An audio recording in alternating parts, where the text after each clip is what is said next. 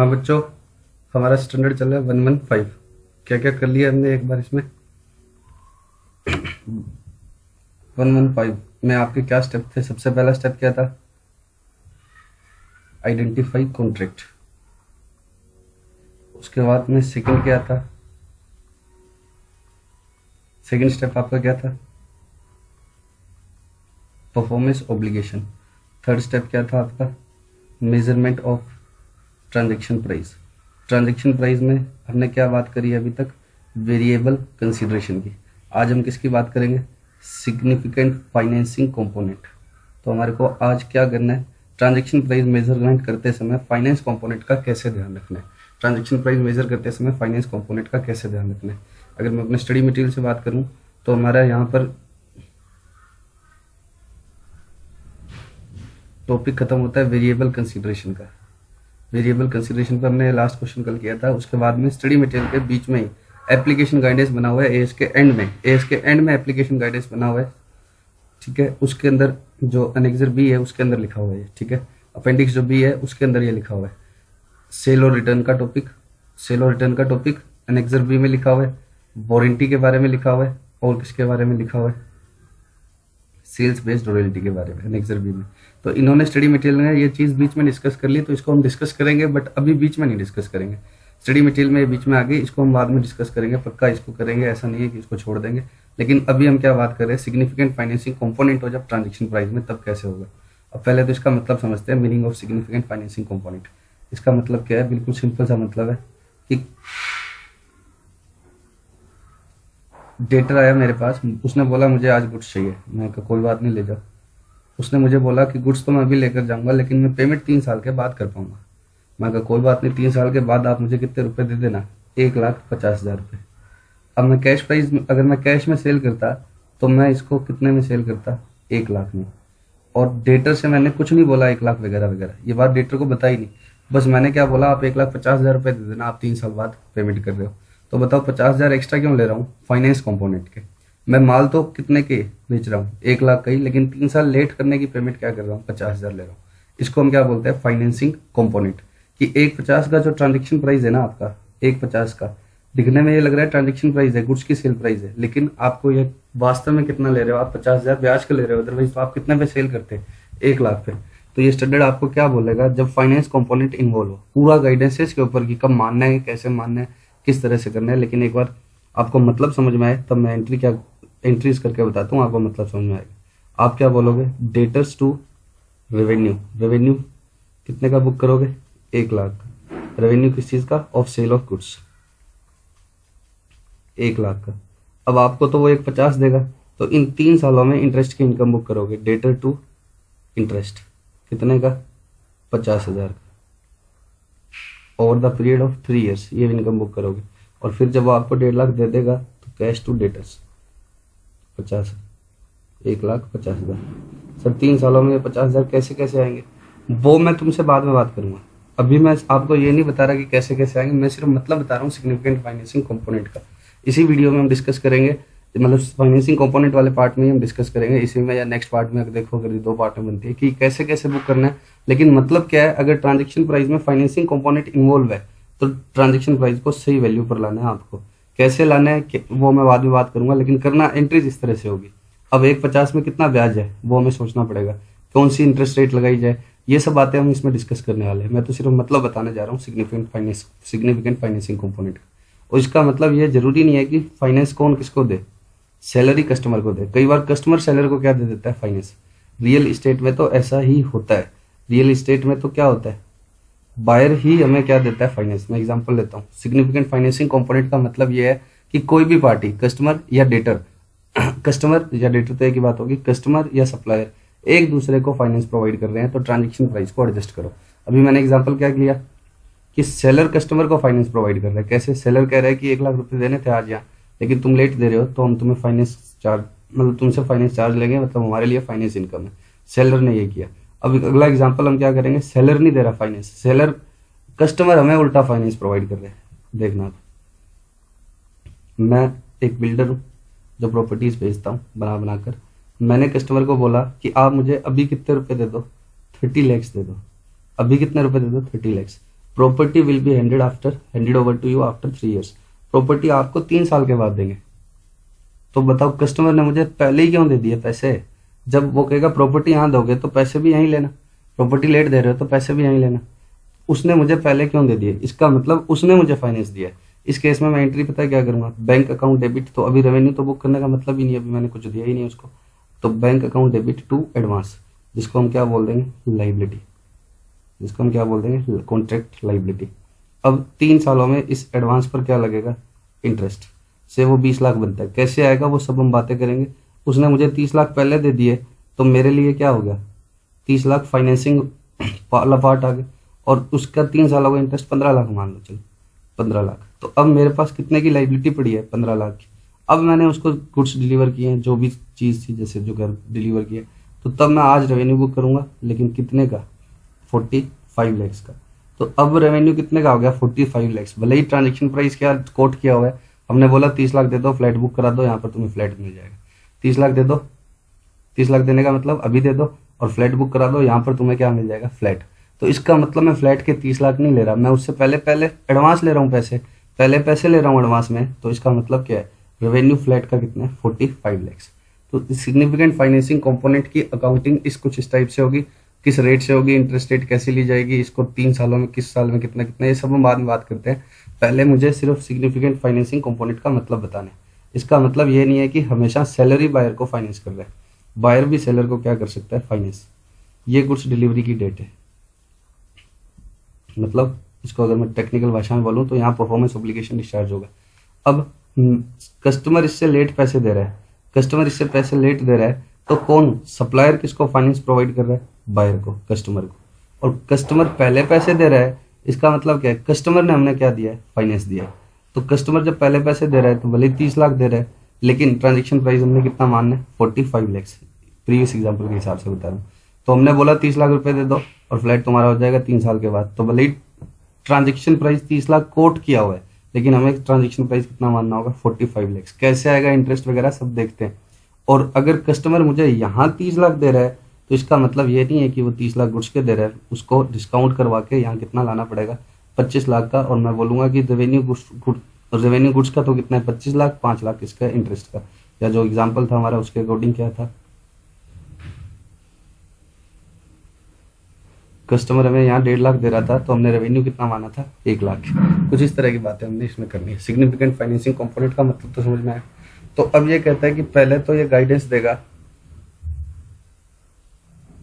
कि कब मानना है कि फाइनेंसिंग कंपोनेंट है, और अगर फाइनेंसिंग कंपोनेंट है तो फिर कैसे अकाउंट फॉर करना है। तो 2 बातें इसमें इन्वॉल्व होगी कि फाइनेंसिंग कंपोनेंट है भी या नहीं है, और है तो फिर उसकी अकाउंटिंग कैसे होगी। तो पहले हमें डिस्कस करना है कि फाइनेंसिंग कंपोनेंट इन्वॉल्व है या नहीं। तो पहली बात तो ये स्टैंडर्ड क्या बोलता है? अगर 1 साल के अंदर अंदर ही डिफरेंस खत्म हो जाएगा। डिफरेंस खत्म हो जाने का मतलब क्या है? परफॉर्मेंस ऑब्लिगेशन यहाँ डिस्चार्ज हो रहा है और पेमेंट 1 साल के अंदर अंदर आ जाएगी। अब बताओ, मैंने आज बेचा और 10 दिन के बाद पेमेंट ले आया, तो इसमें कैसे कोई फाइनेंस चार्ज थोड़ी लिए होंगे मैंने 10 दिन के या कुछ हो। तो ये कहता है प्रैक्टिकल एक्सपीरियंस ही आप लगा सकते हो। आपको कोई डिस्काउंटिंग वगैरह कुछ भी नहीं करना, कोई इंटरेस्ट की अकाउंटिंग नहीं करनी। अगर परफॉर्मेंस ऑब्लिगेशन डिस्चार्ज होने में और पेमेंट आने में 1 साल का एक टाइम गैप है, चाहे आपने मुझे आज रुपए दिए और गुड्स मैंने आपको यहाँ दिए, तो इसके अंदर भी चाहे पहले आ रही है चाहे बाद में आ रही है, अगर 1 साल से बड़ा गैप नहीं है तो आपको फाइनेंसिंग कंपोनेंट नहीं मानना है। फाइनेंसिंग कंपोनेंट तभी मानना जब 1 साल से बड़ा गैप। मैंने आपको आज माल उधार बेचा, आप 2-3 महीनों में पेमेंट ले आए, तो कोई फाइनेंसिंग कंपोनेंट की अकाउंटिंग नहीं करनी। ये कहते हैं प्रैक्टिकल एक्सपीडियंसी लगाओ। प्रैक्टिकल एक्सपीडियंसी का मतलब ये प्रैक्टिकल नहीं है, ठीक है। ऐसे तो आपको 2 दिन के बाद भी कोई पेमेंट करेगा तो आपको गया फाइनेंस दे दिया, 2 दिन का तो फाइनेंस दे दिया, तो ऐसा कुछ नहीं करना है। 1 साल का ये आपको छूट देते हैं, ठीक। तो अब मुझे ये बताओ,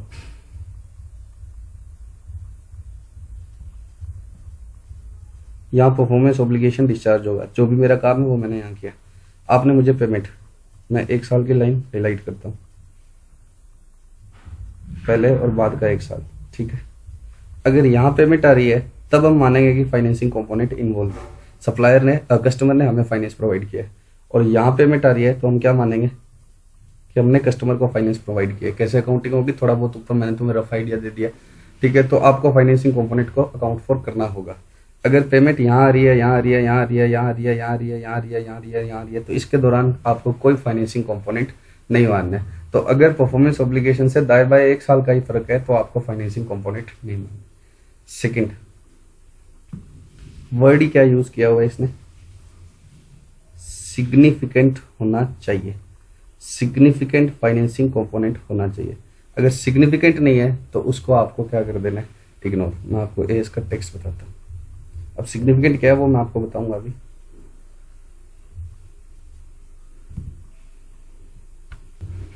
देखो एस में क्या वर्ड यूज किया हुआ है, सिग्निफिकेंट फाइनेंसिंग कंपोनेंट होना चाहिए।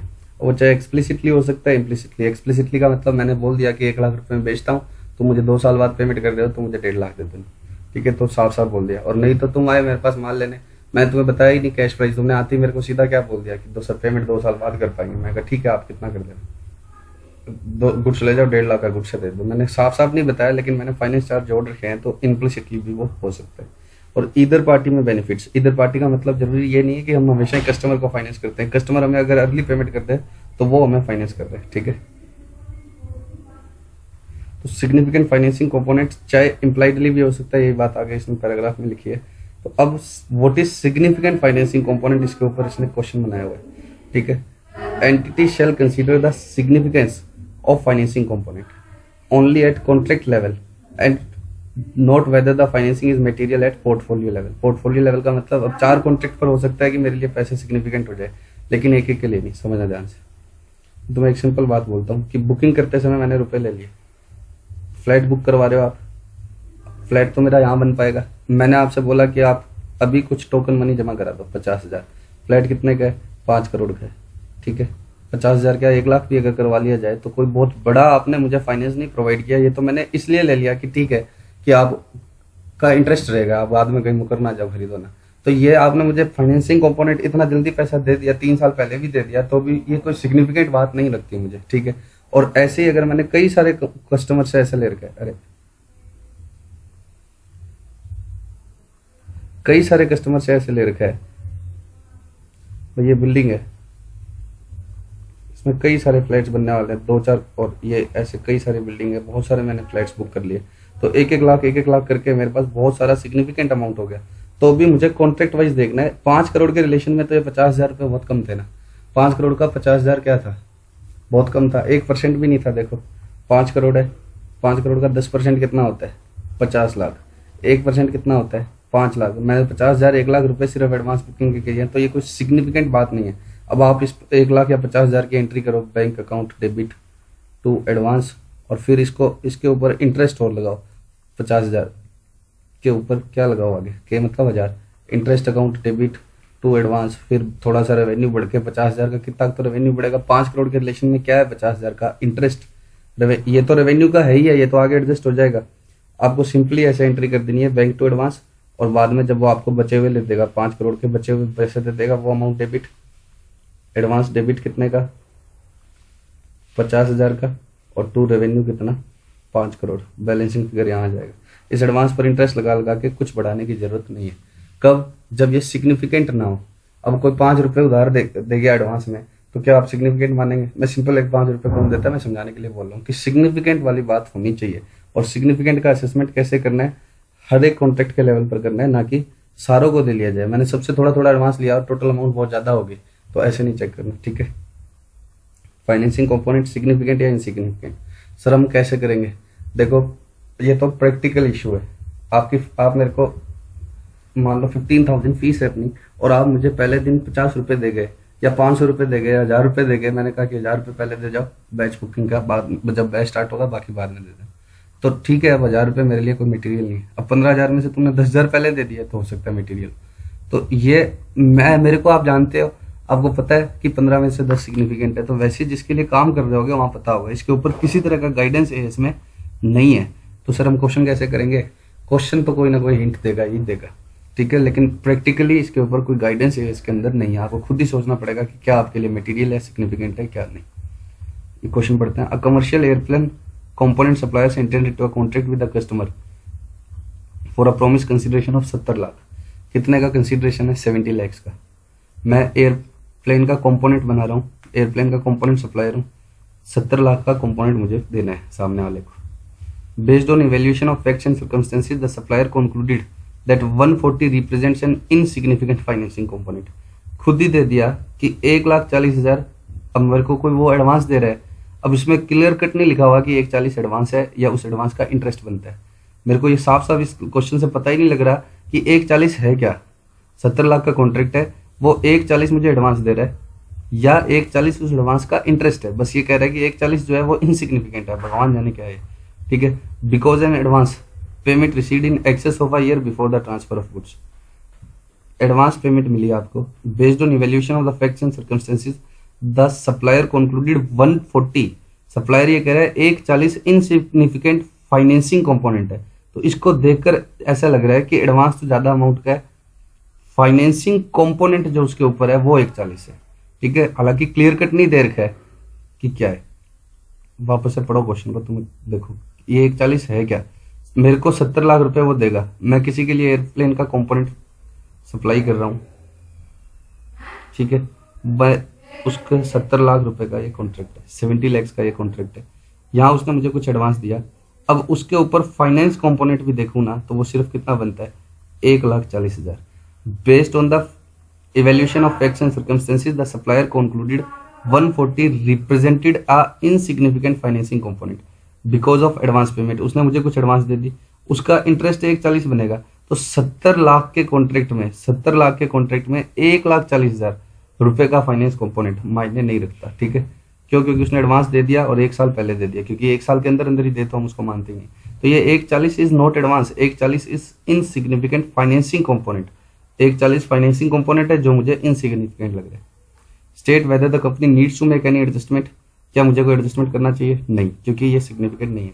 व्हाट इफ, क्या होता if the advance payment was larger, advance ज्यादा होता और या फिर बहुत ज्यादा जल्दी मिल जाता। Recede further in advance, recede further in advance, एक तो अमाउंट ज्यादा होती और एक टाइम गैप भी ज्यादा होता। से ये अगर 2 साल पहले मिला है तो मैं अगर कह दूं कि 2 साल के बजाय 5 साल पहले मिला होता तो क्या होता, जिसकी वजह से फाइनेंसिंग कंपोनेंट 1,40 की बजाय 14 लाख हो जाता। तो आपका क्या होता, 14 लाख क्या होता, 20% हो जाता टोटल कॉन्ट्रैक्ट प्राइस। तो ये कह रहा है पहले केस में 2% है, वो 2% है, वो तो सिग्निफिकेंट नहीं है, लेकिन 20% क्या है, सिग्निफिकेंट है। और ये judgement based on entity's facts है, ये एंटिटी के फैक्ट पर डिपेंड करेगा। अब समझना ध्यान से।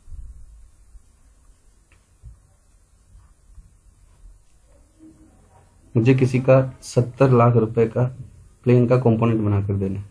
फर्स्ट केस में उसने मुझे एडवांस दे दिया, मान लो 2 साल पहले, 3 साल पहले, 1, 2, 3, और यहाँ जो एडवांस की अमाउंट दी उसके ऊपर इंटरेस्ट भी, मतलब फाइनेंस कंपोनेंट कितना बनता है, 1,40 ही। तो मैं इसको देखूं कि ये टोटल कॉन्ट्रैक्ट है 70 लाख का, उसमें उसने एडवांस जो दिया है उसके ऊपर 1,40 का इंटरेस्ट बनेगा। इतने पीरियड का इंटरेस्ट कितना बनेगा, 1,40 ही। तो 70 लाख के कॉन्ट्रैक्ट में कोई ये नहीं सोचता कि 1,40 का ब्याज मार गया मेरा कोई। ठीक है, जैसे मान लो कि तुम मेरे को 1 करोड़ का कॉन्ट्रैक्ट है, 1 करोड़ का कॉन्ट्रैक्ट है, तुम मेरे को 5-10 दिन या मान लो कि 2 साल बाद लेट दो और उसका इंटरेस्ट मेरा क्या बने, इतना बने कि इस कॉन्ट्रैक्ट की 1 करोड़ के ऊपर टोटली बेचारा 2% बैठे, तो कोई मतलब नहीं है, इतना नहीं सोचा जाता जब करोड़ों की बात होती। हाँ, लेकिन 1 करोड़ रुपए का ही कॉन्ट्रैक्ट है, मेरा कॉन्ट्रैक्ट है 1 करोड़ का, तुम मुझे इतना ही लेट दे रहे हो कि मेरा इंटरेस्ट 2%, मतलब इतना लेट दे रहे हो कि मेरे को इस कॉन्ट्रैक्ट के रिलेशन में 2% के ब्याज का नुकसान हो रहा है, तो मैं छोड़ देता हूँ। लेकिन इस कॉन्ट्रैक्ट के रिलेशन में 20% का अमाउंट हो जाए तो फिर मुझे क्या लगता है, सिग्निफिकेंट। तो ये कह रहा है कि 70 लाख का कॉन्ट्रैक्ट था, सामने वाले ने कुछ पैसे क्या दे दिए, एडवांस दे दिए, और एडवांस के ऊपर फाइनेंस कंपोनेंट जो बनता है, कुछ रुपया एडवांस दे दिया, जो भी उसने दे दिया, मान लो 10 लाख 20 लाख, जो भी उसने एडवांस दे दिया, उसके ऊपर इन सालों का ब्याज सिर्फ कितना बैठता है, 1,40,000। तो 70 लाख के रिलेशन में देखो, 70 लाख का कमानी करने वाले 1,40,000 को नहीं सोचेंगे। अब ये सेकंड केस में क्या कहता है, इसी क्वेश्चन में सेकंड केस में क्या कहता है, एक तो एडवांस भी 10 लाख नहीं था, ज्यादा था, और दूसरी बात टाइम भी क्या होगा, जैसे ये पिछली बार 3 साल पहले ही दिया था, अब ये 5 साल पहले दे दिया, तो टाइम गैप भी ज्यादा हो गया, प्लस एडवांस की अमाउंट भी 10 लाख की बजाय कुछ ज्यादा होगी। इस वजह से ब्याज का फर्क 14 लाख का आने लग गया। तो 14 लाख फिर क्या मान रहे हैं, सिग्निफिकेंट। और ये एक जजमेंट बेस्ड इशूड है, आपको इशू है, क्वेश्चन में आपको साफ साफ दिया होगा। क्वेश्चन में क्या साफ साफ दिया होगा, इसमें साफ साफ वर्ड लिखा हुआ है कि ये इनसिग्निफिकेंट है, ये इनसिग्निफिकेंट है। तो दूसरे वाला केस इसने 14 लाख कर दिया, दूसरे वाले केस में इसको क्या कर दिया, 14 लाख कर दिया। और ये 14 लाख क्या है, फाइनेंस कंपोनेंट है, ये एडवांस नहीं है।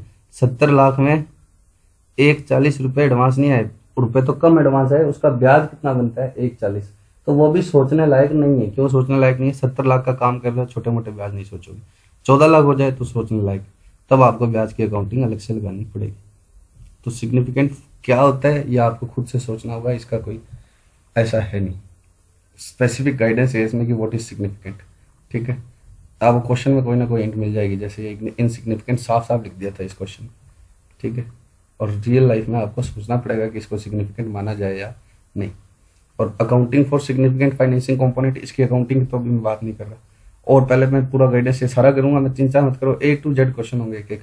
नेक्स्ट क्वेश्चन हम क्या, नेक्स्ट इश्यूज में क्या लेते हैं, ये एएस कहता है भले ही सिग्निफिकेंट भी हो कुछ भी हो, 3 ऐसे केसेस बताता है जब ये क्या कहता है कि आपको फाइनेंस कंपोनेंट को अलग से अकाउंट फॉर करना ही नहीं। 3 ऐसे क्वेश्चन केस बताता है जब फाइनेंस कंपोनेंट होता ही नहीं है, होता ही नहीं है तो फिर अकाउंट फॉर करना ही नहीं है। अभी देखो मैंने आपको क्या बोला, सिग्निफिकेंट फाइनेंस कंपोनेंट कैसे अपने माइंड में क्वेश्चन करने की अप्रोच रखोगे, इस क्वेश्चन या प्रैक्टिकली जब अप्लाई करोगे तो कैसे सोचोगे सिग्निफिकेंट फाइनेंस कंपोनेंट है या नहीं। पहली केस, अगर टाइम गैप 1 साल से कम है तो चाहे पहले एडवांस आ रहा है चाहे आपको लेट पेमेंट आ रही है, अगर 1 साल से कम है तो इग्नोर कर दो, ये इसमें लिखा हुआ है। ठीक है, मैं अभी लिखा हुआ पढ़ा दूंगा, टेंशन मत।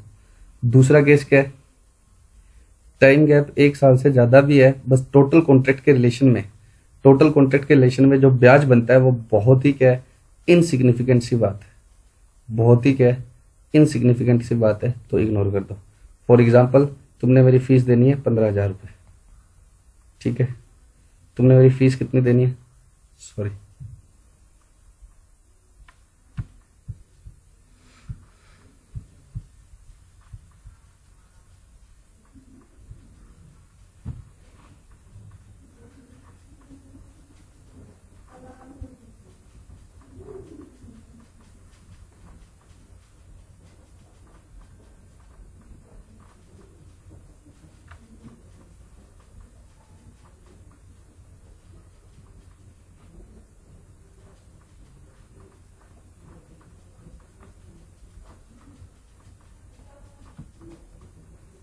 फॉर एग्जाम्पल तुमने मुझे 15,000 रुपये देने, अब 15,000 में से तुमने मुझे 14,000 दे दिए या 12,000 दे दिए, और 3,000 रुपये आपने मुझे क्या दिए 2 साल के बाद, 1 और 1 2 यहाँ पर दे दिए, 3,000 रुपये तुमने मुझे 2 साल के बाद दिए। तो ब्याज की अकाउंटिंग सोचो, अब मैं मान लो 10% रेट सोच भी लूँ तो 3,000 का 10% कितना, 300 रुपये, फिर अगली बार का 3,300 पर सोच लिया, तो कुल मिला के 600-700 रुपये मेरे को सिग्निफिकेंट नहीं लगता, तो मैं छोड़ो ना, क्या 15,000 का काम कर रहे हैं इसके लिए 500-700 रुपये क्या सोचना है बच्चे से, तो इसको छोड़ो। लेकिन तुम मेरे 15,000 में से एक तो रुपये क्या दो, शुरू में पहली इंस्टॉलमेंट 5,000 ही दो, 10,000 दो मेरे को कम कई सालों के बाद, तो इसको लाखों में समझो तो क्या होगा, कई सालों के बाद दो, तो ये कंपोनेंट फिर क्या हो सकता है, सिग्निफिकेंट। तो और ये इसके ऊपर कोई गाइडेंस है इसमें नहीं, 1 साल का गैप है तो मानना ही नहीं है फाइनेंसिंग कंपोनेंट को, और 1 साल से ज्यादा है तो अगर आपको लगता है इनसिग्निफिकेंट तब भी छोड़ दो। और 3 केसेस एएस खुद बताएगा जहां पर आपको छोड़ना ही छोड़ना है, मतलब वहां फाइनेंसिंग कंपोनेंट होता ही नहीं है, एएस कहता है भले ही रुपए दाएं बाएं लेट आ रहे हैं, 1 साल से भी लेट हो रहे हैं, तो भी आपको क्या है, इग्नोर करना ही करना है। 3 ऐसे केसेस है, तो 3 केसेस क्या है वो और जान ले। उसके बाद मेरा केस कहीं पर भी कवर नहीं हुआ, ना तो उन 3 केस में कवर हुआ, ना 1 साल वाला और ना ही मुझे इनसिग्निफिकेंट लग रहा, तब मैं फाइनेंस कंपोनेंट की अकाउंटिंग करूंगा, तब हम सोचेंगे कि अकाउंटिंग कैसे की जाए। ठीक है, अब सर ये पहले वाले क्वेश्चन देखो, मेरी बात सुनो, अगर मैं यहाँ अकाउंटिंग तुम्हें समझाने लग जाऊँ ना तो तुम इन क्वेश्चन में वो 3 केसेस चेक ही नहीं करोगे, वो बाद में समझाया। मैं आपको अगर बताऊं फ्लो चार्ट के थ्रू तो एएस कैसे लगाया जाएगा, पहले तो देखो 1 साल वाली बात है, यानी 1 साल के अंदर ही आ गया, लेट आ गया, तो आपको इसको इग्नोर करना है। उसके बाद सिग्निफिकेंट तो नहीं है, इनसिग्निफिकेंट है, 1 साल से ज्यादा है, तो भी क्या करना है, इग्नोर करना है। उसके बाद में उन 3 केसेस में कवर तो नहीं हो रहा, तो भी इग्नोर करना है। और उन 3 में कवर नहीं हो रहा, कवर हो रहा है, उन 3 में कवर हो रहा है तो इग्नोर करना है। वो कह रहा है 3 केसेस में कभी मत मानना फाइनेंसिंग कंपोनेंट है, तो कोई अकाउंटिंग करनी नहीं है। और ये सारों से बच गया, मतलब टाइम गैप कितना है, 1 साल से ज्यादा है, इनसिग्निफिकेंट भी नहीं है, बात भी क्या है, सिग्निफिकेंट, प्लस क्या है, उन 3 में से भी किसी में भी कवर नहीं हो रहा, उन 3 केसेस में भी कवर नहीं हो रहा, तब आपको अकाउंटिंग लगानी है। तो मैं पहले अकाउंटिंग वाले क्वेश्चन कर दूं तो तुम ये केस चेक ही नहीं करोगे, तुम्हें लगेगा कि हाँ इसमें लगानी लगानी है क्या। तो मैं ये चाहता हूँ कि वो 3 केस भी चेक करने के बाद आप क्या सोचो अकाउंटिंग की बात। इसलिए मैं अकाउंटिंग वाले टॉपिक को एक बार रोक रहा हूँ। अब सर वो 3 केस क्या है, ऐसे 3 केस करते रहोगे तो कैसे पता लगे। वो 3 केस ही हैं। पैरा 62 है ये, 115 तो एस का नाम होता है, 0.62 का मतलब para 62 contains an overriding provision. Overriding provision का मतलब क्या है, पैरा 62 स्टार्ट ही कैसे होता है, not withstanding the assessment in para 61। Para 61 क्या, सिग्निफिकेंट फाइनेंशियल कंपोनेंट की अकाउंटिंग करो। 62 कहता है ओवरराइड कर जाता है उसको, और क्या कहता है, which specifies the contract with customer would not have significant financing component if any of the following exist. Any of the following exist का मतलब 3 में से कोई भी एक बात होगी। Customer paid for the goods और सर्विसेज इन एडवांस, कस्टमर ने हमें एडवांस दिया है, ठीक है। And timing of transfer of those goods और services at the discretion of customer. Customer ने हमें फाइनेंस नहीं दिया, उसने बोला पैसे ले लो, मंगवाना होगा तब मंगवा लूंगा, और उसने मंगवाया नहीं 3 साल ही, तो मेरे को फाइनेंस थोड़ी दे रहा था, उसने मंगवाया नहीं, मैं क्या करूं। इसमें एग्जांपल किसका दे रखा है, prepaid cards for the mobile phones. मैं आपको बताता हूँ इसका मतलब क्या है। पहले प्रीपेड कार्ड ही समझ लेंगे, उसके बाद में बाकी समझ।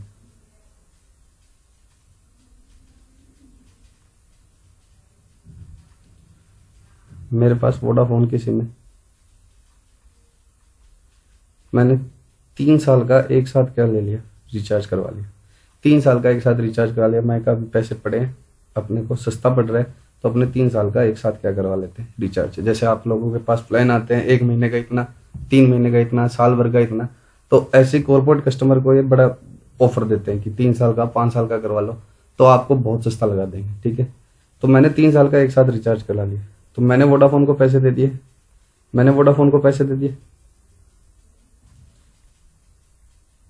अब मैं चाहूं तो अगले दिन ही वो बैलेंस खत्म कर दूं, बातें करूं, नेट चलाऊं, मैं अगले से, मेरे डिस्क्रिप्शन पर है, मैं चाहूं तो तीसरे साल तक मेरा बैलेंस चला रहे। तो मैंने उसको रुपए दे दिए और मैंने उसने 3 साल का रिचार्ज कर दिया। अब मेरे इच्छा पर है, मैं कल उस बैलेंस को कंज्यूम करूं या परसों करूं या पहले साल करूं या दूसरे साल करूं या तीसरे साल। मैंने कोई वोडाफोन को फाइनेंस प्रोवाइड किया है क्या।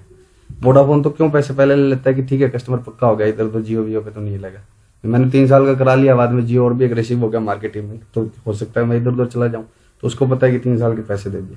तो वोडाफोन को मैं कोई फाइनेंस दे रहा हूँ क्या, ठीक है। मैं सर्विस उसकी कब तक, जो मैंने रिचार्ज करवाया है उसकी सर्विस, पहले तो बताओ रेवेन्यू किसका है, वोडाफोन का। रेवेन्यू किसका है, वोडाफोन का, ठीक है। उसको रुपए मिल गए 3 साल के पहले ही, तीसरे साल तक के भी टॉक टाइम के रुपए उसको क्या मिल गए, पहले ही मिल गए। लेकिन मेरे डिस्क्रिप्शन पर है ना, वोडाफोन को कोई फाइनेंस दे रहा हूँ क्या, ये बड़ा अनरियलिस्टिक सा लगेगा कि ऐसे बोलो आप, मैंने वोडाफोन को क्या किया फाइनेंस।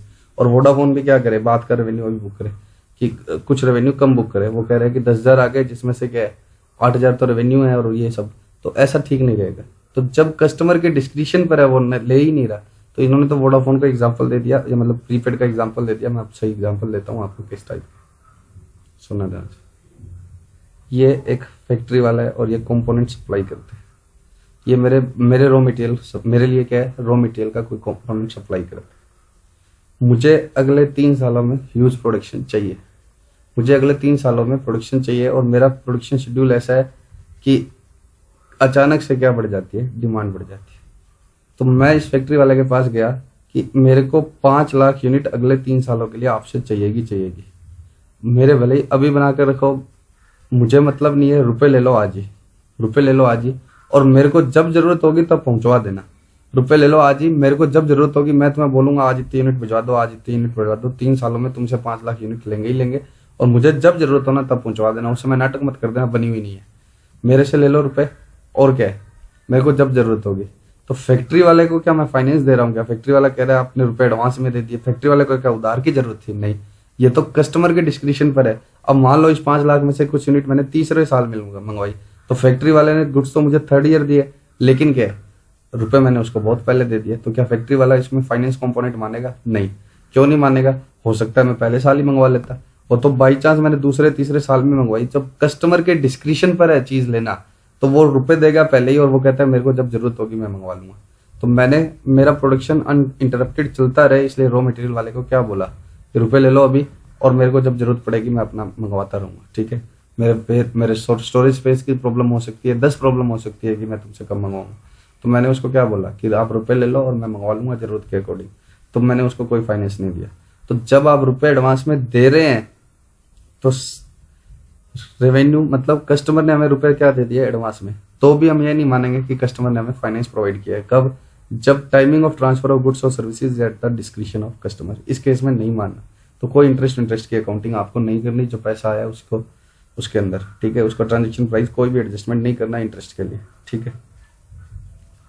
सी पॉइंट, चलो पहले बी पॉइंट पढ़ते हैं। Substantial amount of consideration promised by the customer is variable, consideration ही वेरिएबल है एंड अमाउंट और timing of consideration varies on the basis of occurrence और non occurrence of future event not substantially within the control of the customer और entity. Consideration variable है और उसका amount या timing हमें very करेगा आगे फ्यूचर के किसी इवेंट पर जो हमारे कंट्रोल में ही नहीं है। फॉर एग्जाम्पल मैं आपको एग्जाम्पल लेता हूँ रॉयल्टी का। मैं एक ऑथर हूं, ठीक है, मैंने बुक लिख दी और मैंने इस पब्लिशर को क्या बोला कि ये लो मेरी तरफ से आपको ड्राफ्ट कॉपी दे दी गई, ठीक है। मैंने अपना परफॉर्मेंस ऑब्लिगेशन डिस्चार्ज कर दिया आज ही, लेकिन पब्लिशर कहता है कि कितने रुपए लो, 10 लाख रुपए। मैं कहा 10 लाख से क्या होता है भैया, तुम तो खूब कमाओगे पैसे इस बुक को छाप छाप के। तो वो कहता है फिर क्या कहना चाहते हो। मैंने कहा सेल्स का, पर बुक की सेल्स पर मैं तुमसे रुपए लूंगा, पर बुक की सेल पर मैं तुमसे रुपए लूंगा। तो अगर मान लो मैंने फिक्स कर दिया कि पर बुक सेल प्राइस में कितना लूंगा, 50 रुपए एक बुक की सेल पर मेरा होगा। तो पहले साल 1 लाख बनी तो 1 लाख इंटू 50 मुझे दे देना, 1 लाख बिके तो अगले साल मान लो 1.5 लाख बिकी तो 1.5 लाख इंटू 50 दे देना, अगले साल मान लो 3 लाख बिके तो 3 लाख इंटू 50 दे देना। अब मैंने जो अपना काम करना था वो तो यही कर दिया, मैंने तो बुक लिख के दे दी उसको। मेरे को जो काम करना था वो तो मैंने यही कर दिया, मैंने अपना परफॉर्मेंस ऑब्लिगेशन डिस्चार्ज कर दिया, मैंने बुक लिख के दे दी। लेकिन वो मुझे पैसे लेट देगा, इसका कारण ये है कि मैं उसको फाइनेंस प्रोवाइड कर रहा हूँ कि ठीक है तुम धीरे धीरे देते रहना। मैं उसको कोई फाइनेंस सर्विस थोड़ी प्रोवाइड कर रहा हूँ कि कोई बात नहीं तुम्हारे पास पैसे नहीं है धीरे धीरे देना।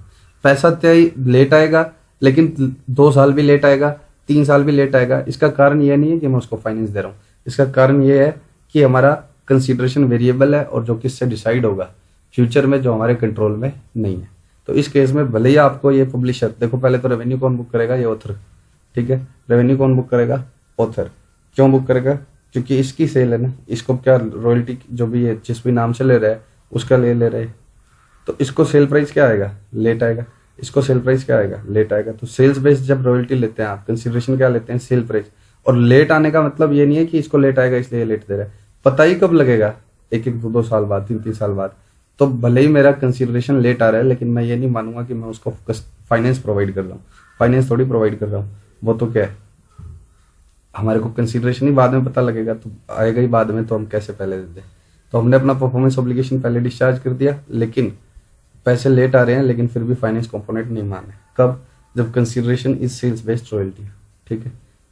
तीसरा केस क्या है, difference between the promised consideration and cash selling price of goods arises for, जो इसने खुद ने अंडरलाइन किया हुआ है वही काम की बात है, reason other than provision of finance to either the customer और द एंटिटी, और difference is proportionate to that reason. मेरा और तुम्हारे कैश प्राइस का डिफरेंस और किसका डिफरेंस,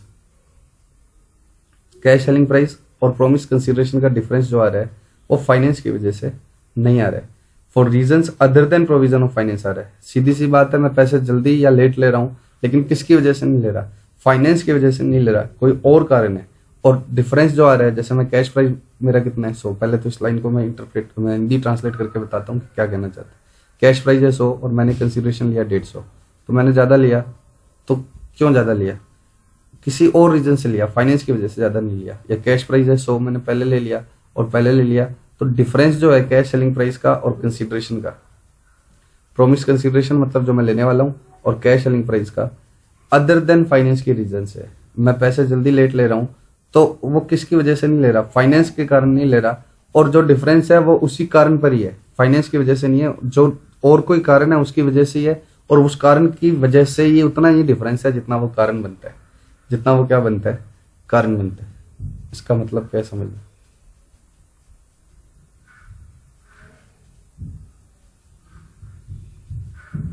तुम मेरे कस्टमर हो, मैंने कहा रुपए एडवांस दे दो तब मैं काम स्टार्ट करूंगा, मतलब तुम्हें मैं चीज यहाँ बेचूंगा, यहाँ 500 की पड़ती है, यहाँ कितने की पड़ती है, 500 की, मैं कहा तुम रुपये पहले दे दो, सीधी सी बात है, रुपये चाहे 450 दे दो, मुझे पहले दे दो। तो मैं कैश सेलिंग प्राइस लेता था 500 और तुमसे 450 लिए, तो डिफरेंस तो लिया मैंने, डिफरेंस तो है, बट क्यों है डिफरेंस? मेरे फाइनेंस की वजह से नहीं है। मुझे तुम्हारे पे डाउट था, तुम मुकर जाओगे बाद में। मुझे तुम्हारे पे डाउट था कि तुम धोखाधड़ी, तुम्हारी क्रेडिट रेटिंग अच्छी नहीं है, तुम मुझे पैसे दोगे नहीं दोगे, इस वजह से मैं क्या कह रहा हूँ, इस तरह की हरकतें कर रहा हूँ। तो मेरा रीजन कोई फाइनेंस की वजह से नहीं है, तुम्हारी काम ही क्या है, तुम्हारे पर मुझे डाउट है, तुम मुझे रुपए दो ना दो, तुम अपने आप को सिक्योर करने के लिए तुम कह रहे हो हम पहले क्यों दे, तो मैं कहा थोड़ा बहुत कम कर दो। तो डिफरेंस जो है वो फाइनेंस की वजह से नहीं है, वो किसकी वजह से है, अपने आप को सेफगार्ड करने की वजह से। अभी मैं तुम्हें और एग्जांपल लूंगा, ये तो सिंपल मैंने उस लाइन का मतलब बताने के लिए किया, इस थर्ड टॉपिक के ऊपर ही सबसे ज्यादा क्वेश्चन है, ठीक है। तो मैं एग्जांपल लेता हूँ थर्ड पॉइंट पर। XYZ Limited, a personal computer manufacturers, enter into a contract with the customer to provide global PC support and repair coverage for 3 years along with this PC। ये PC manufacturer है, ये क्या करते हैं, PC के साथ साथ ही रिपेयर कवरेज देते हैं। कितने टाइम का? 3 सालों का, कि 3 साल तक आपके रिपेयर की कोई भी इशू आए तो हमारे पास आ जाना, और उसके एक्स्ट्रा रुपए ले लेते हैं, कितने? 3000 रुपये। The customer purchase the support service at the time of buying the contract और consideration for the service is additional 3000। Customer electing to buy this service must pay it upfront. ये 3000 रुपये आपको भले ही सर्विस तीसरे साल भी मिलेगी, दूसरे भी मिलेगी, लेकिन आपको रुपए कब देने हैं? अपफ्रंट देने हैं। बताओ क्या फाइनेंस कंपोनेंट है या नहीं? पहले तो एक बात सुन लो, अगर आप रुपए पहले लेते हो तो आपका रेवेन्यू ज्यादा होता है जो स्टेटेड प्राइस है। मैं तुम्हें सिंपल, पहले जब बात शुरू करी थी हमने उसी एग्जांपल पर, अब यहाँ 500 रुपये लेने थे, मैंने तुम्हें बोला यहाँ 450 दे दो। मान लो इसमें है फाइनेंसिंग कंपोनेंट, मान लो इसमें फाइनेंस कंपोनेंट है, तो मैंने पहले एडवांस रुपए ले लिए, तो मैं इंट्रेस्ट कैसे करूंगा? बैंक टू एडवांस कितना? 450, और फाइनेंस कंपोनेंट कितने का है? 50 का। तो अगली एंट्री क्या करूंगा? इंटरेस्ट टू एडवांस, कि 450 पहले आ गए तो 50 रुपये, तो रेवेन्यू कितना बुक होता है मेरा? 500। तो रेवेन्यू कितना बुक होता है मेरा? 500, कि 450 तुमने पहले दे दिए, 50 रुपये उसका ब्याज बनता था, दोनों कितने मिलकर हो गए? 500 हो गए, और मैंने तुम्हें कुछ डिलीवर कर दिया 500 का, तो मेरा रेवेन्यू 500 बुक होता है। तो रुपए पहले आते हैं, तो ये जो स्टेटेड प्राइस होता है ना, मैं कहता हूँ 450 दे दो, कुछ 3 साल के बाद ले जाना, 2 साल के बाद ले जाना, तो फाइनली रेवेन्यू मेरा क्या बुक होता है? ज्यादा बुक होता है। रेवेन्यू क्या बुक होता है? ज्यादा बुक होता है अगर रुपए पहले आ जाए। तो अगर रुपए पहले आ जाए तो रेवेन्यू हमेशा ज्यादा बुक होता है। तो इस क्वेश्चन में भी तो यही हुआ है कि 3000 रुपये आपके पास क्या आ गए? पहले आ गए। सर्विस तो आपको पहले, दूसरे और तीसरे साल देनी है, तो आप क्या करते हो? पीसी बेचते हो, आप बेचते हो पीसी, ठीक है। और इसके साथ क्या बोलते हो कि आपको 3 साल का क्या है, रिपेयर की सर्विस दे देंगे। आप अभी कितने रुपए दे दो? 3000 रुपये, आपका हाथों हाथ जो भी प्रॉब्लम आया आप हमसे रिजोल्व करवा लेना। 3000 रुपये की। ऐसा कार में भी होता है। मेंटेनेंस का आपको क्या होता है? कॉन्ट्रैक्ट करते हैं, कार खरीद लो, 2-3 साल का एक्सटेंडेड वारंटी या मेंटेनेंस का कॉन्ट्रैक्ट कर लेते हैं कि आपको जो मेंटेनेंस आए हमारे पास आके करवा लेना। अब वो 3 साल का पैसा तो पहले साल ही ले गए। अब पीसी की सपोर्ट सर्विस हम और प्रोवाइड करेंगे, रिपेयर की सर्विस प्रोवाइड करेंगे, तो हमें 3000 रुपये आज ही दे दो, और सर्विस हम आपको तीसरे साल तक भी देंगे। तो क्या मैं ये मानूं कि सर्विस तो मुझे यहाँ देनी है आगे भी, थर्ड ईयर वाली सर्विस के पैसे यहाँ आ गए, तो पैसे तो ज्यादा बनते हैं ना। उसने मुझे फाइनेंस दे दिया, एडवांस में दे दिया, तीसरे साल का पैसा क्या दे दिया? एडवांस में दे दिया, तो रुपया पहले आ रहा है, मतलब मेरे को रेवेन्यू थोड़ा ज्यादा बुक करना चाहिए। अब ये कहता है कि तीसरा केस में मेरा केस फॉलो हो जाएगा। 3 केस थे ना, पहला क्या था? उसके डिस्क्रिप्शन पर होना। दूसरा क्या है? मेरे को पैसे लेट जरूर मिल रहे हैं। पहला केस क्या था? वो मुझे एडवांस दे गया लेकिन उसके वो डिस्क्रिप्शन पर है। दूसरा क्या है? मेरे को लेट मिल रहे हैं लेकिन वो सेल्स बेस्ड रॉयल्टी की वजह से। अब तीसरा क्या है? ये जो 3000 रुपये जल्दी ले रहे हैं ना, ये फाइनेंस की वजह से नहीं ले रहे, कोई और काम से ले रहे हैं, तो ये उसमें आ रहा है। सर उसमें कैसे आ रहा है? ये कोई और काम से क्या लेने का मतलब है? इसमें राउंड देखना। अब मैं सारा क्वेश्चन नहीं पढ़ूंगा, आप अपने आप पढ़ते रहना। अगर कस्टमर क्या करता है, मंथली पे करता है ना, they would less likely to renew. समझो कि मैं ये 3000 रुपये की बजाय उसको मंथली बोलता कि हर बार रिन्यू करवा लो, तो कोई कस्टमर रिन्यू करवाता ही नहीं। क्यों नहीं करवाता? भाई मेरा प्रोडक्ट बराबर चल रहा है, बिल्कुल अप टू डेट चल रहा है, फ्लोलेस चल रहा है। तो पहले साल तो उसने क्या बोला? पहले महीने उसने ले लिया रिपेयर का कॉन्ट्रैक्ट कि ठीक है कल को रिपेयर हो जाए तो ये इतने में ही करके दे देगा मेरा। मान लो कि महीने के 100 रुपये में उससे लेता, 3000 पता नहीं महीने क्या बनेगा, 100 रुपये लेता, तो मैं उसको वो पहले महीने 100 देता, दूसरे महीने 100 देता, तीसरे महीने 100 देता। अब चौथे महीने वो अक जाता कि खराब तो होता नहीं है, 100 फालतू में लग रहे हैं, तो वो रिन्यू नहीं करवाएगा। इसलिए कि मेरा कस्टमर ही ना टूट जाए, इसलिए मैंने हो सकता है 3000 लिया। तो ये कह रहा है इस तरह के कॉन्ट्रैक्ट में रीजन फाइनेंस लेना नहीं होता, और रीजन ये होता है एक साथ लेने का कि वो वापस तो कहीं रिन्यू ना करवाएगा ही नहीं। ठीक है, क्यों? क्योंकि population of the customer that continue to use the support service in later year में बिकम स्मॉलर। बाद में कस्टमर क्या हो जाता है, कम। शुरू के सालों में तो वो करवाते हैं रिन्यू। देखो आप नया मोबाइल लाते हो तो पहले दिन तो उसका बहुत ध्यान रखते हो, जैसे जैसे पुराना होता जाता है तो पड़ा रहने दो, कोई बात। कार लाते हो, बाइक लाते हो, सब ऐसे ही होता है। तो अब आपको मान लो आपने मोबाइल ले लिया, मोबाइल पीसी ले लिया, अब उसमें आपको पता है कि पहले दूसरे महीने तीसरे महीने कोई सब मुझे लेनी ही नहीं पड़ी रिपेयर की सर्विस, तो प्रीमियम ये 100 रुपया महीना फालतू में जा रहे। और दूसरा क्या है, अगर मान लो रिपेयर की सर्विस लेता भी है तो वो ग्रेटर यूज ऑफ सर्विस करता है अगर 100 रुपए करते हैं। एक बात सुनो, आप लोगों में से बहुत सारे बच्चे पेन ड्राइव क्लासेस मंगवा रहे हैं, आपके पास पड़ी रह जाती है क्लासेस में, और आपको अब आलस कर जाते हो, कल देख लेंगे, परसों देख लेंगे। और ये होना कि मान लो पेन ड्राइव की क्लास 15,000 रुपए की है, ठीक है, 50 क्लास है, कितने रुपए हो गए? 300 रुपए। 300 रुपए डेली क्लास के देने हैं। तो आप जब 300 रुपए दोगे ना तो पक्का सुन लोगे। हर बार 300 रुपए बार बार जाएंगे तो आपको याद आएगा, यार 300 लग रहे हैं, 300 लग रहे हैं। 15,000 एक बार लग गए तो आप भूल गए। तो जब ये मंथली मंथली लेते हैं ना तो कस्टमर फिर ज्यादा सर्विस यूज करता है। छोटी मोटी चीज भी खराब हो जाए तो वापस लेने आ जाता है, क्यों? उसको बार बार रुपए जब चुभते हैं, बार बार लगते हैं। और एक बार ले लिए तो ये कह रहा है कि हम इकट्ठे लेने के अलग अलग कारण होते हैं। एक कारण तो क्या होता है, कस्टमर हो सकता है बाद में आई ना, महीने 2 महीने के बाद, और आएगा, या मान लो उसको लगता है कि चीज में प्रॉब्लम आती है तो कॉन्टेक्ट कंटिन्यू करते हैं, लेकिन क्या है फिर वो क्या करेगा, सर्विस भी ज्यादा यूज करेगा। अब देखो मेरे 3,000 दिए हुए हैं, मान लो, जैसे मैं अपनी एग्जांपल लेता हूँ, कार का मेरा क्या किया हुआ है, मेंटेनेंस का कॉन्ट्रैक्ट लिया हुआ है।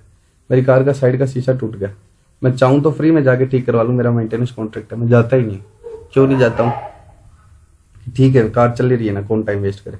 लेकिन यही मुझे बार बार हर महीने देने पड़े तो मुझे याद आते रहता है, और मैं सर्विस छोटी मोटी चीज होते ही मैं वापस उसको यूज करने लग जाता हूँ कि यार पैसे लग रहे हैं तो इस्तेमाल तो कर ले। और अब वो लग गए थे, पहले ही लग गए, पहले साल ही, अब क्या है, याद ही नहीं है वो रुपए, तो वो रुपए अब चुभ ही नहीं रहे। अब बार बार चुभते हैं तो हम सर्विस ज्यादा लेते हैं। और तीसरा कारण ये क्या कहता है कि एडमिनिस्ट्रेटिव कॉस्ट भी ज्यादा होगी, बार बार बिलिंग करना और ये सब करना, इसके जीएसटी के झंझट, सब कुछ एडमिनिस्ट्रेटिव कॉस्ट भी क्या होगी, ज्यादा होगी। ठीक है, रिन्यू करवाने के लिए हमें उनको फोन करना पड़ेगा कि आप अपना कॉन्ट्रैक्ट रिन्यू करवाओ, आपके बिलिंग के खर्चे। तो ये कह रहा है कि ये इस वजह से हम ले रहे हैं, ना कि फाइनेंस से। तो ये थर्ड केस में कवर हो गया। इसलिए क्या कहता है ये क्वेश्चन का answer, in assessing whether or not the contract contains a significant financing component, XYZ Limited determines that payment terms were structured primarily for reasons other than provision of finance। तो ये तीसरे केस में cover होगा कि difference क्यों है, पैसा जल्दी ले रहे हैं हम, इसलिए नहीं ले रहे कि हमें फाइनेंस चाहिए, ये किस वजह से है, अलग अलग कारणों से। 3 कारण मैंने आपको गिना दिए। एक तो क्या है, अगर मंथली मंथली देगा तो सर्विस ज्यादा लेगा, और हो सकता है 2-3, दूसरा कारण क्या है, हो सकता है थोड़े महीने के बाद वो सर्विस लेना ही बंद कर दे, और क्या हो सकता है कि मेरी एडमिनिस्ट्रेटिव कॉस्ट ज्यादा लगे, इसलिए हमने लिया। तो ये थर्ड केस में पड़ेगा। ठीक है, ऐसे 31st computer hardware vendors enter into a 3-year arrangement with the customer to provide support services for customers with low credit rating. Low credit rating मतलब जिनके पैसे आने के चांसेस क्या है, कम है, उनको हम क्या बोलते हैं कि सारा पैसा एडवांस में दो। तो एडवांस में दो तो उससे फाइनेंस लेना चाहते हैं क्या? नहीं, वो तो हम अपने आप के बेड डेट से सिक्योर करना चाहते हैं, इसलिए। तो इसमें भी ये क्या कहेगा, फाइनेंसिंग कंपोनेंट नहीं है। ठीक है, तो इस फाइनेंसिंग कंपोनेंट नहीं है तो फाइनेंसिंग कंपोनेंट की अकाउंटिंग नहीं करनी। सेल्स बेस्ड रॉयल्टी भी आप अपने आप करोगे। यहाँ कोई फाइनेंस ले रहा हूँ क्या, 3 साल के पैसे एक साथ लेकर? नहीं, बेड डेट सिक्योर कर रहा हूँ अलग कारणों से जब ले रहे हो। 30 हो गया, 31 भी होमवर्क करोगे, 32 भी होमवर्क करोगे, 33 भी हो जाएगा, 34 पेमेंट इन एरियर। इसको समझने के लिए पहले एग्जाम्पल लेना पड़ेगा। आप समझो कि मेरे लिए प्लांट बना रहे हो, प्लांट है से 60 लाख का, 60 करोड़ का। मैंने आपको 60 करोड़ में से कितने दे दिए, 50 करोड़ दे दिए। जब आपने मुझे प्लांट दिया मैन्युफैक्चर करके, आपने अपना काम कर दिया, मैंने 50 करोड़ दे दिए। आपने बोला 10 करोड़, मैंने कहा 10 करोड़ ऐसा है आपको मिलेंगे 2 साल बाद। 50 करोड़ का प्लांट है, देखो 60 करोड़ का प्लांट है, ये हमारा पहले से एग्रीमेंट था कि 50 करोड़ तो हम दे देंगे प्लांट बनते ही, 10 करोड़ हम 2 साल हम उस प्लांट से प्रोडक्शन करेंगे। तरह तरह की दिक्कतें आ सकती है, प्रोडक्शन करेंगे तब हम जब सही से चला के देख लेंगे अच्छी तरह से। भाई 60 करोड़ का प्लांट है तो हमने मान के चलो कि हमारा 20-30 साल चलने वाला प्लांट है, तो 2 साल में पावर सप्लाई का पावर कट तो हो जाए तो क्या होगा इस प्लांट के साथ, कोई लेबर जितनी इसकी कैपेसिटी है उससे ज़्यादा इसमें रॉ मटेरियल इनपुट डाल दे तो क्या होगा। तो तरह तरह से 10 तरह की दिक्कतें आ सकती है, तो वो सब चीज़ें देखेंगे और 2 साल तक चला कर देखेंगे, बचे हुए 10 करोड़ तब देंगे। इसका मतलब हम अपने आप को सेफगार्ड करना चाहते हैं कि हमें चीज़ अच्छी क्वालिटी की मिले, तो हम 2 साल तक इसको चला चलू कर उसके बाद में आपके बैलेंस रिलीज करेंगे आप। तो आप बताओ, सेलर जो प्लांट का सेलर है उसको 10 करोड़ उसने हमें फाइनेंस दिया है क्या? हमारे 10 करोड़ की हमें मोहलत दी है क्या कि 10 करोड़ आराम से दे देना? फाइनेंस की जरूरत नहीं थी, हम तो अपना इंटरेस्ट सेव गार्ड कर रहे थे। तो ये फिर से थर्ड केस में कवर होगा। क्यों थर्ड केस में कवर होगा? क्योंकि वो मुझे प्रोविजन ऑफ फाइनेंस नहीं कर रहा है, अदर रीजन से मैंने रोके हैं, और जो 10 करोड़ ही रोके हैं, मैं सारे थोड़ी रोक रहा हूँ, तो वो प्रोपोर्शनेट है उसी कारण पे। तो ये अब इसका क्वेश्चन इंस्टीट्यूट का थोड़ा समझना, बड़ा एक टेढ़ा सा question. Company Z is a developer and manufacturer of defence system that is primarily a tier 2 supplier of parts and integrated system to the original equipment manufacturer in the commercial market।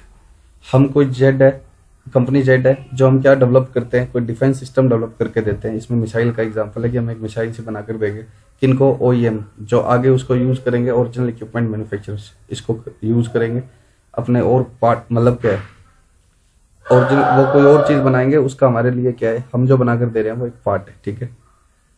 Company Z enters into a contract with X for the development and delivery of 5,000 highly technical specialized missiles।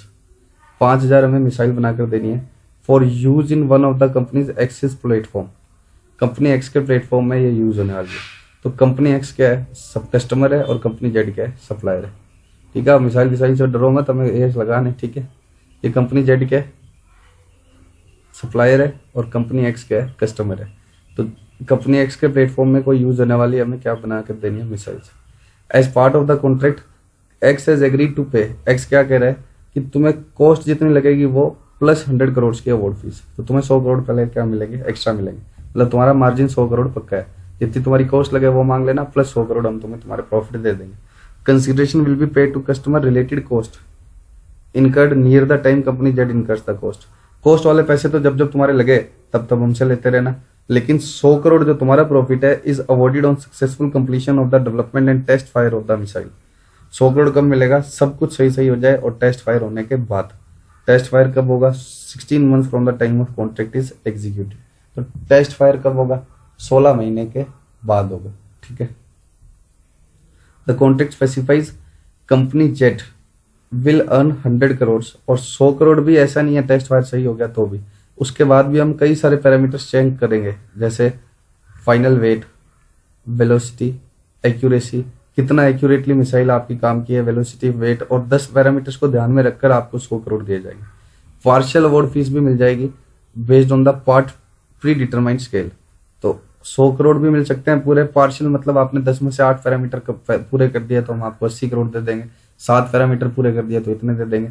तो variable consideration है, कुल मिलाकर ये क्या है, variable consideration. 100 crore रुपए तक का तुम्हें प्रॉफिट होगा, हम सारे पैरामीटर्स चेक करेंगे उसके बाद में। अब मिसाइल टेस्ट फायर में तो सक्सेसफुल होगी, लेकिन वेट के हिसाब से उतनी नहीं है जितनी हमें चाहिए थी, या जो भी है कोई और पैरामीटर कम पूरा किया तो हम तुम्हारा कंसीडरेशन 100 से क्या कर देंगे, कम। पार्शियल भी मिल सकता है, किस पर डिपेंड करेगा, बेस्ड ऑन देयर सक्सेस, और प्री डिटरमाइंड स्केल हमने पहले से कर दिया कि ये चीज इतनी होगी तो कर दें। Assume company Z has assess the contract under Ind AS 115। Z के लिए ना रेवेन्यू, तो एक्स तो बायर है, जेड के लिए रेवेन्यू, और ये कह रहे हैं कि अवार्ड फीस वेरिएबल कंसीडरेशन है, 100 भी मिल सकता है, कम भी मिल सकता है, और उसका हमने वो probability based expected value method लगा के कितनी वैल्यू निकाली, 80 करोड़। अब 80 करोड़ तो है ही है, ट्रांजेक्शन प्राइस में वेरिएबल कंसीडरेशन को हम कैसे करते थे, याद करो, पहले मेजर कर लेते थे और फिर हमें लगता था कि 80 करोड़ आ जाएगा। क्यों आ जाएगा, क्योंकि हमें रिवर्सल के चांस नहीं थे, वेरिएबल कंसीडरेशन में यही था ना, तो हमने ट्रांजेक्शन प्राइस में इसको इंक्लूड किया है, तो हमें लग रहा था कि ये रिवर्स नहीं होगा, 80 करोड़ आ जाएगा।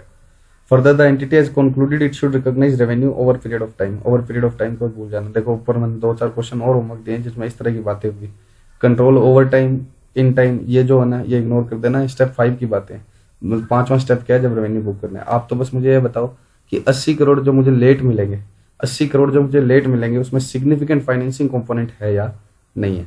Over the period of time, cost to cost input method, ये सब आएंगे, आगे आएंगे अभी आगे की क्लासेस में, ठीक है। तो एक बार इनको इग्नोर कर दो, ये पक्का पक्का आएंगे। Over the period, over time और cost to cost input method, इस लाइन को तुम क्या कर दो, एक बार इग्नोर कर दो, ठीक है। अब आप मुझे बताओ, जो मेरे 100 करोड़ जो मुझे सक्सेसफुल कंप्लीशन पर मिलने हैं, और 100 का भी मैं क्या मानूंगा, 80 करोड़ ही मिलने हैं, मैंने एक्सपेक्टेड वैल्यू मेथड लगाया होगा उसके ऊपर। जो लेट मिलने हैं, क्या फाइनेंस की वजह से रोका जा रहा है? क्या मैं उसको फाइनेंस दे रहा हूँ कि ठीक है आप बाद में धीरे धीरे दे देना, आपके पास पैसे नहीं है? नहीं, वो तो किस लिए है? क्योंकि वो देखना चाहता है कि प्रोडक्ट मुझे हाई क्वालिटी का मिले, प्रोडक्ट मुझे हाई क्वालिटी का मिले, पैरामीटर्स पूरे करे, इसलिए उसने वो पैसे रोके हैं। इसलिए पहले दे दिए तो मैं तो उसको फटाफट बना के दे दूंगा, ले जाऊँ मिसाइल, बाद में क्या ठीक से चले ना चले, तो इसलिए रोके हुए हैं। तो क्या इसमें सिग्निफिकेंट फाइनेंसिंग कंपोनेंट है? नहीं। ठीक है, तो इसमें क्या आंसर लिखा है? Contract does not contain. अब होता क्या है, मैं तो तुम्हें कंक्लूजन कर रहा हूँ, लिखना ये पड़ेगा आपको एग्जाम में पूरा का पूरा। तो आप इन लाइनों को पढ़ेंगे और याद रखने की कोशिश करेंगे, ऐसे नहीं है कि समझ कर छोड़ दिया। ठीक, इतना ही। अब अकाउंटिंग इसकी कैसे होगी वो कल वाले वीडियो में करेंगे।